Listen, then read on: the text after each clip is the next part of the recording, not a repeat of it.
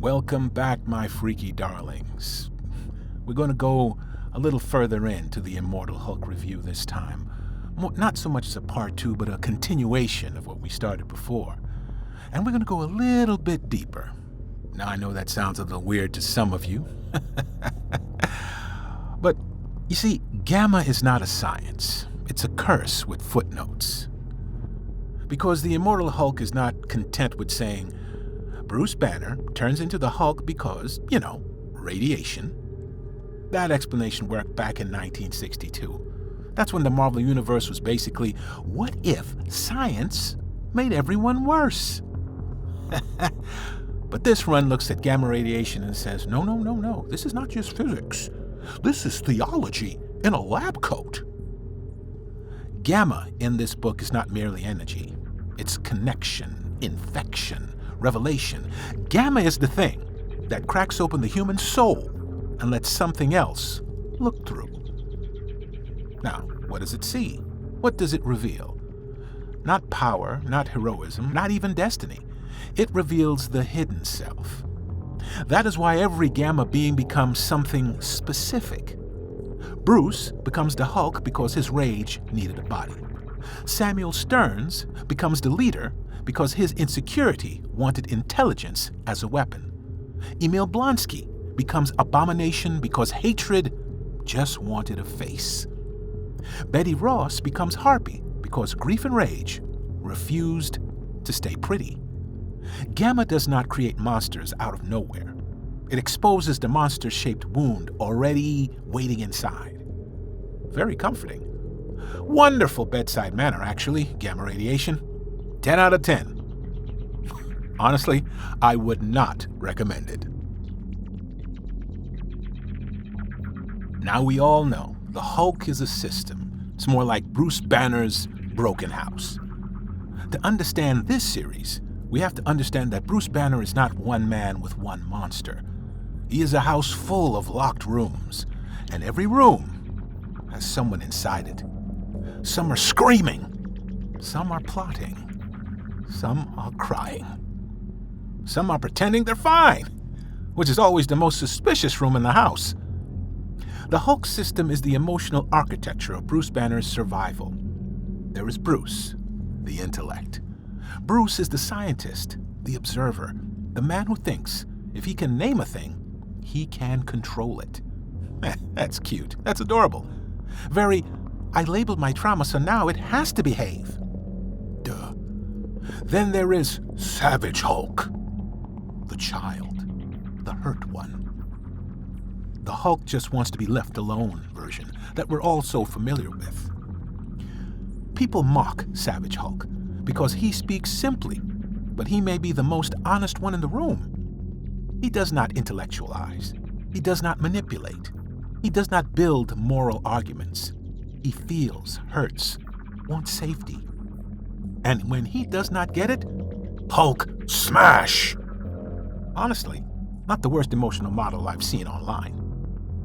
Then there is Joe Fixit, the Grey Hulk, the hustler, the bruiser in a suit. Joe is part of Bruce that learned charm, cynicism, manipulation, and survival through performance. Joe, he understands people. He understands lies. He understands that the world is a rigged casino, so you might as well learn how to palm cards. Joe, he ain't noble, but that dude, he's useful. And in the Immortal Hulk, Joe becomes surprisingly important because he's the one, the only one of the alters, capable of functioning socially. He can talk, scheme, negotiate. He can read a room. Bruce can calculate the temperature of a room. Joe knows who's lying in the room. Different skill set. Then there is Devil Hulk, the protector, the father figure, the monster with moral clarity, the one who says, "You hurt Bruce. I will hurt you worse." Devil Hulk is terrifying because he is not random. He's not confused. He is not just rage. He has a code. And that code is built around protecting Bruce and punishing the guilty, which makes him morally fascinating and legally inconvenient. And then there is the Green Scar, the World Breaker, the King, the Warrior. The Hulk who loved, ruled, lost, and came back with enough rage to make tectonic plates nervous. Each Hulk is not a version. Each is more like a response. The child, the con man, the protector, the king, the scientist. This is not a superhero identity crisis. This is trauma with a cast list. Now, let's take a look at the original monster, Brian Banner. That dude. This is Bruce's father, his Faja. Now let's be clear. Brian Banner is the root infection. He is the original horror. Before gamma bombs, before military experiments, before green doors and below places, cosmic devils, there was a child in a house with an abusive father. That is the real origin. Everything else is just mythology growing around the wound. Brian Banner abused Bruce and murdered Bruce's mother, Rebecca, right in front of the boy's eyes. That trauma is the foundation of the Hulk. And the Immortal Hulk understands something brutally important. The first monster in Bruce's life was not green. He was very human. That is why the Hulk exists. Not because Bruce was angry once, but it's because Bruce was terrified for years. Because Bruce needed someone strong enough to survive what he could not survive alone. The Hulk, he's not a disease. He is the scar tissue. He is what grew over the wound, and that makes the whole story hurt more. Because suddenly, the Hulk is not Bruce's curse. The Hulk is also Bruce's miracle. A horrifying miracle, sure, no doubt. But a miracle that can bench press a mountain and has the emotional subtlety of a prison riot. But he's still a miracle. The Hulk saved Bruce again and again, and Bruce has spent most of his life treating that savior like a monster. That right there, my freaky darlings, that right there is the tragedy. The protector becomes hated by the person he protects. And isn't that just trauma doing its usual disgusting little dance?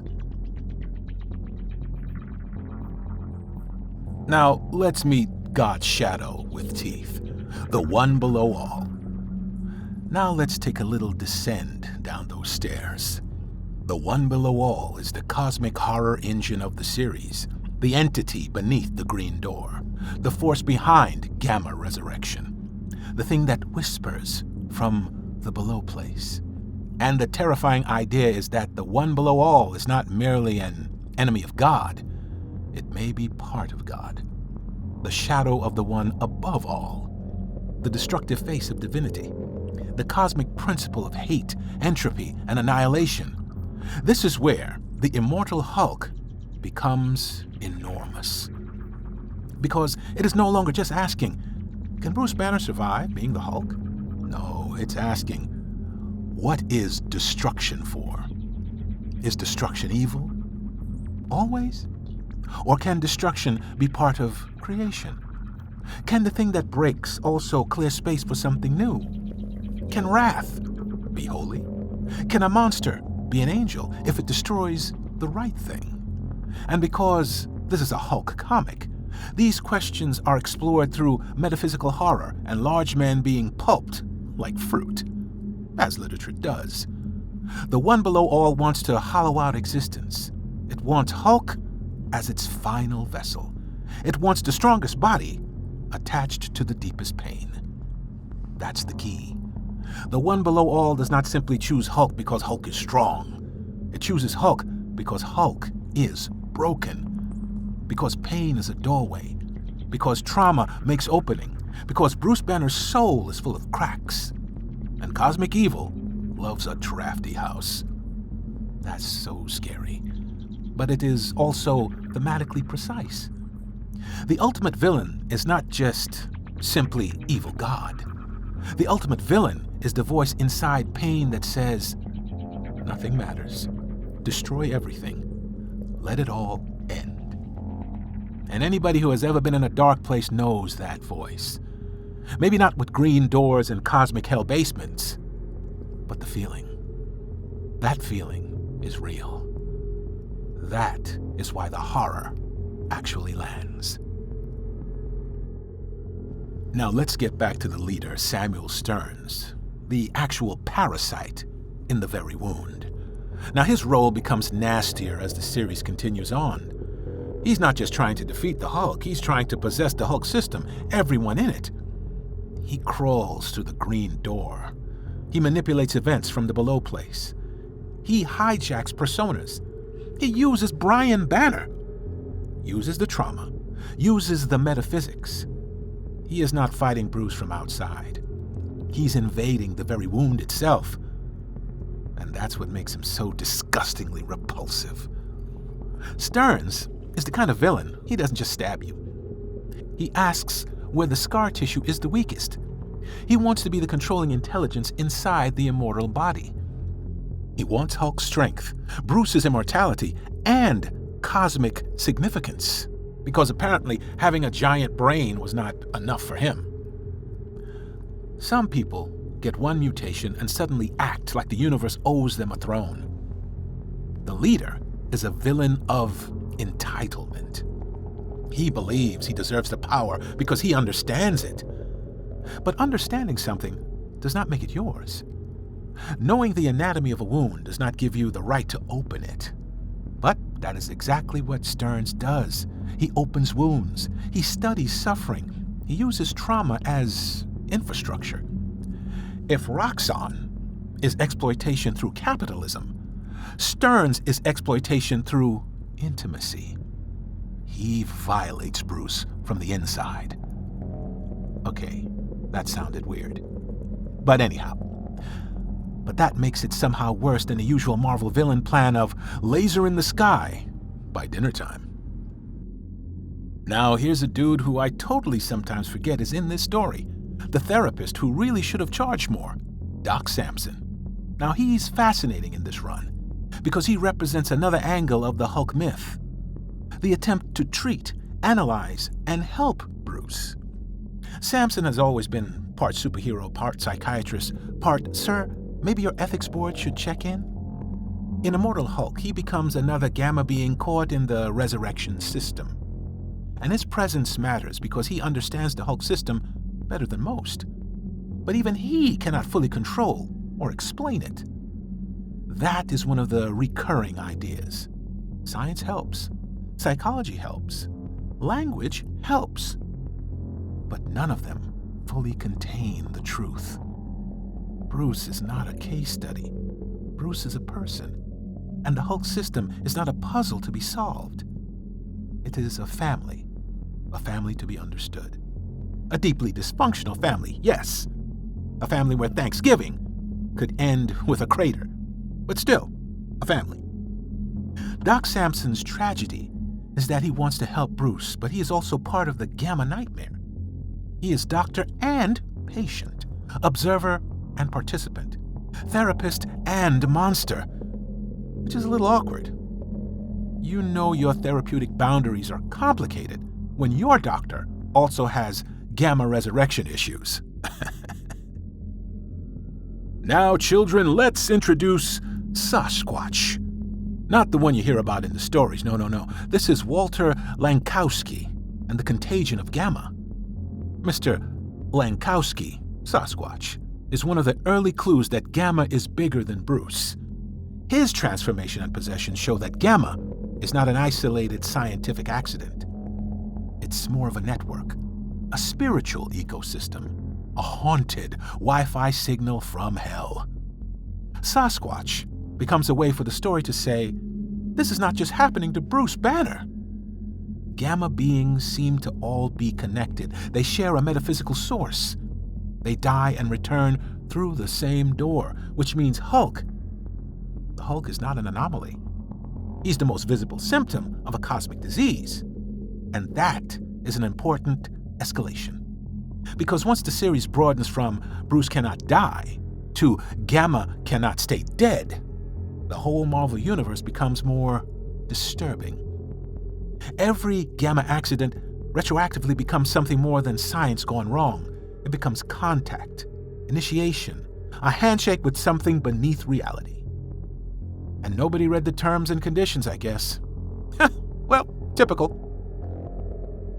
Let's break it down to the human cost. Let's introduce the absorbing man. Totally horror, full of pity. The absorbing man arc in this story is one of the most emotionally effective parts of the run, because it shows the human cost of being used by systems. Carl Creel is often treated as muscle, a thug, a guy who touches things and becomes them, which is a power and a fantastic way to make every airport security line uncomfortable. But here, he becomes tragic. He is weaponized against Hulk. He is changed, used, broken. The story shows how institutions take damaged people and make them worse, then blame them for becoming dangerous. That is one of the Immortal Hulk's sharpest reoccurring critiques. The world creates monsters, uses monsters, fears monsters, and then pretends it has no responsibility for monsters. Very elegant, very American. Very, we built this weapon and are shocked it has opinions. Creel's role also reinforces that Hulk is not the only victim of gamma politics. Everyone around this mythology gets consumed. Some, literally. Again, this book has a strong commitment to making metaphors wet. Now let's cover a few important topics in this series. The Abomination, Rick Jones, corpses, and the worst possible recycling program. The Abomination material in this run is grotesque. Not just visually, but morally. The use of Rick Jones's body is one of the most upsetting choices because Rick represents innocence in Hulk history. Rick Jones is tied to Bruce Banner's origin. He's the kid Bruce saved during the Gamma bomb test. In many ways, Rick is the reason Bruce became Hulk. So turning Rick's corpse into a weaponized abomination, well, that's not just gross.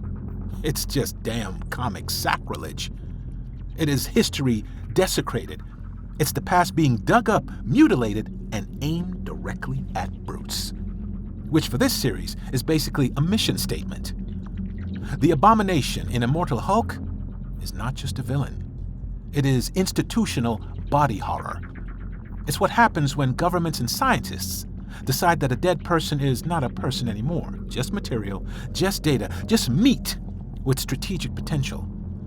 And that right there is monstrous. Not because it creates a monster, because it reveals the monsters in lab coats and uniforms. The Hulk, well, he may rip bodies apart, but Shadowbase looks at bodies and it just sees inventory. So, you decide. You pick your nightmare.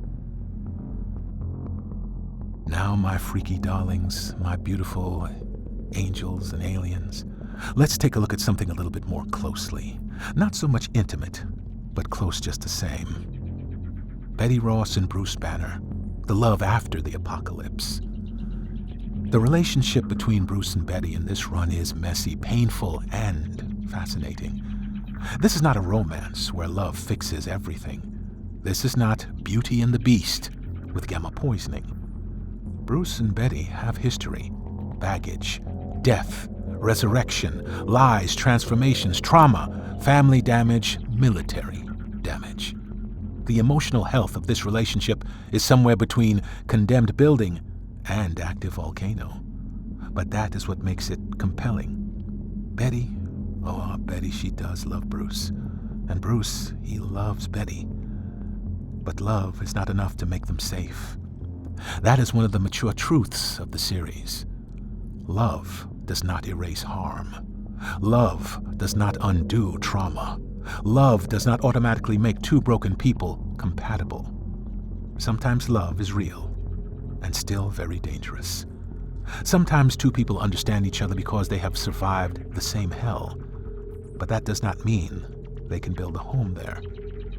Betty Ross, as Harpy, is the perfect image of that.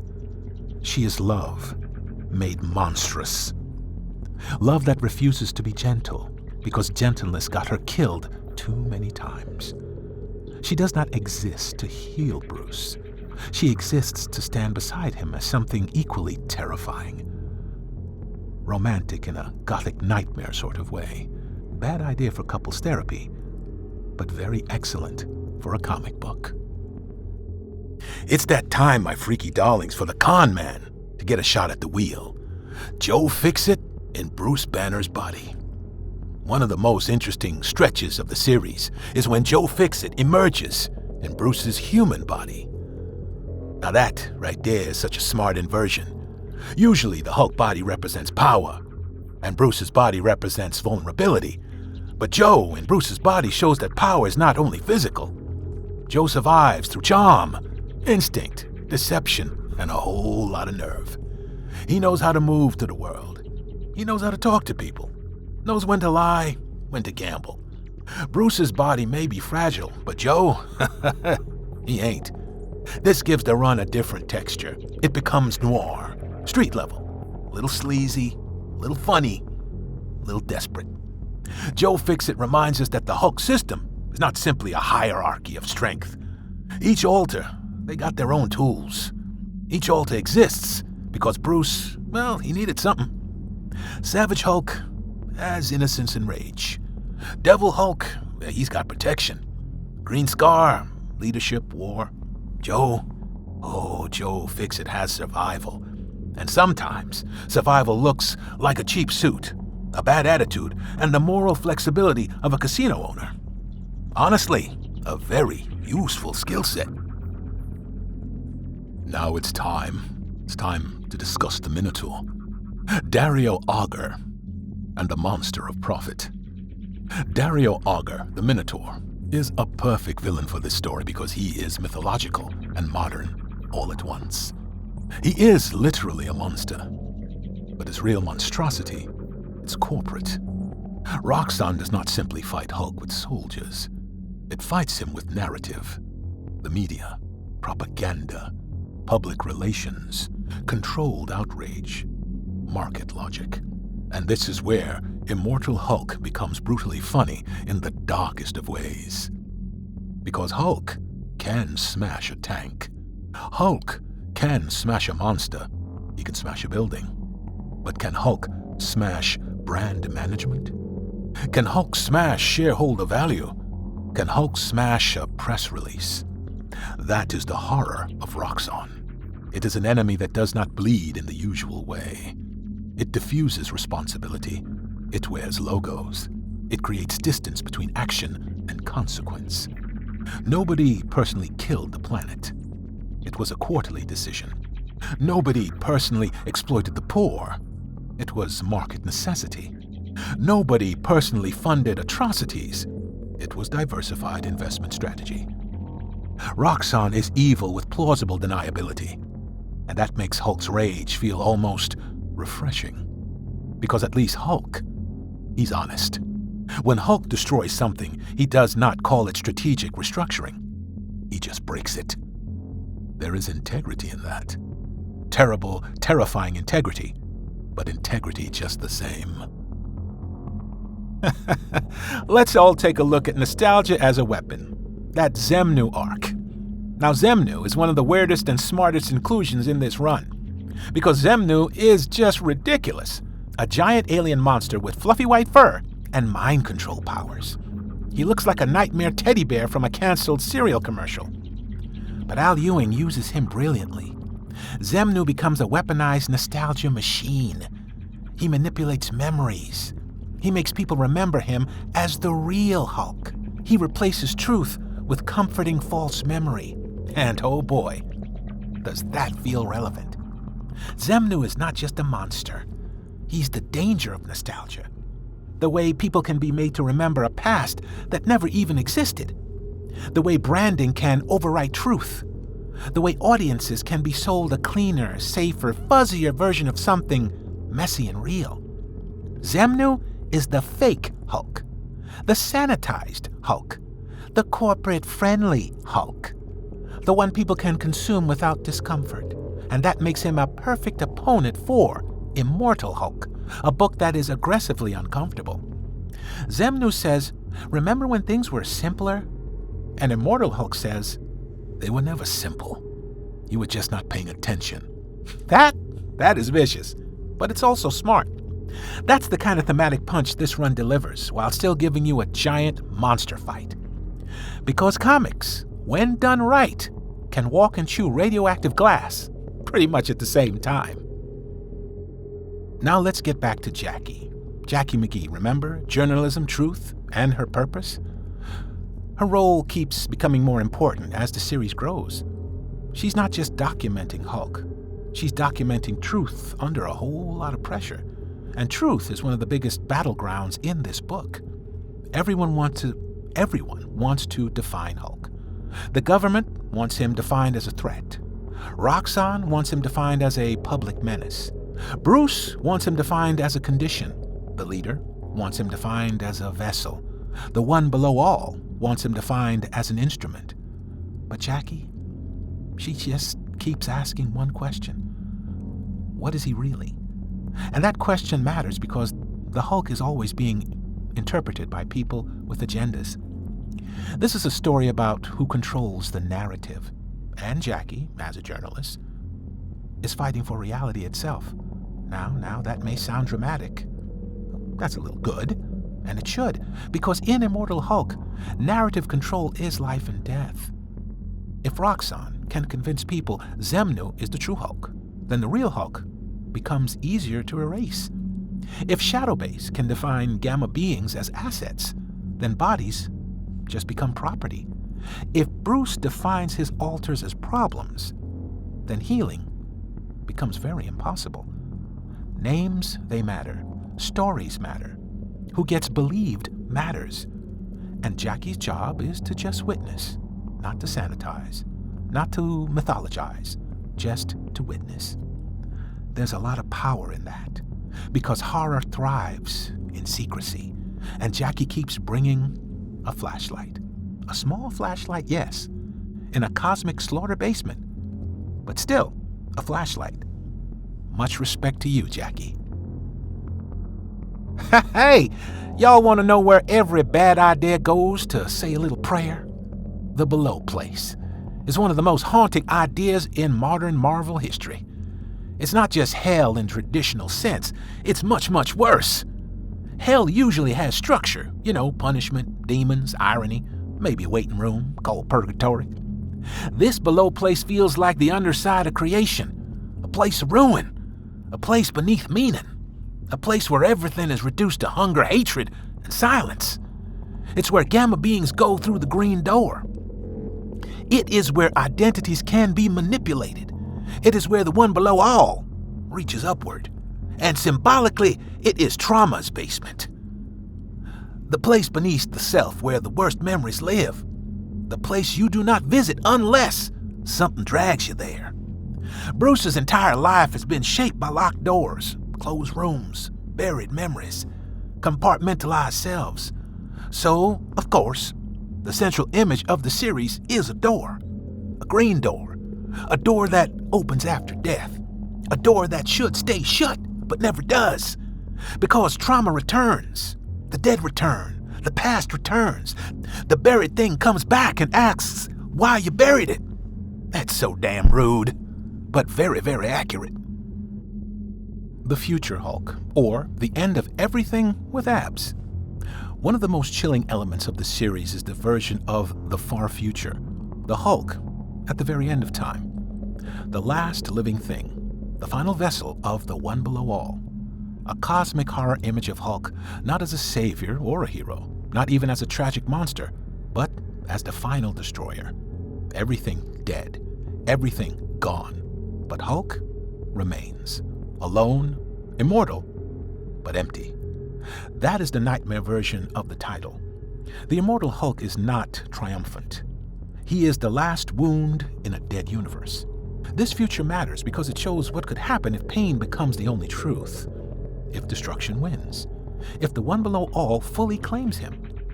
The Hulk's strength without love becomes apocalypse. His immortality without meaning becomes a curse. His rage without purpose becomes extinction. This is the ultimate warning of the series. pain is real.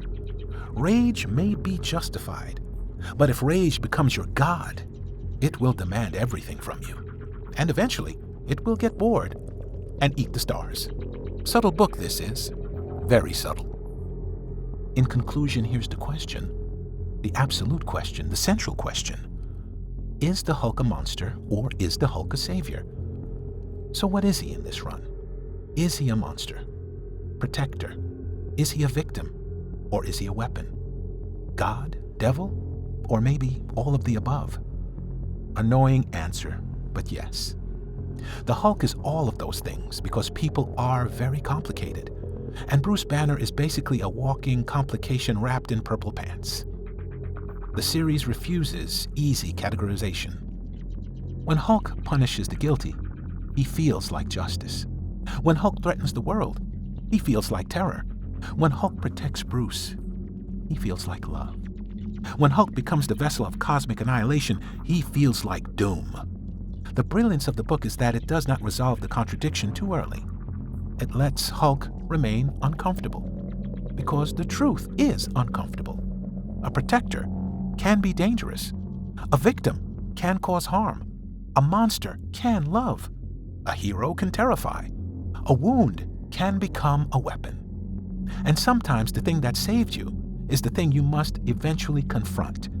That right there, that's the Hulk. That has always been the Hulk. The Immortal Hulk just turns the lights off and makes us look directly at him. So that's the end of part 2, my freaky darlings. And now we're getting ready for that final descent, the end game. The leader's full plan, the fate of Devil Hulk, the meaning of the one above all and below all. Bruce's confrontation with his father, and why the ending is not about smashing harder, but about opening the right door.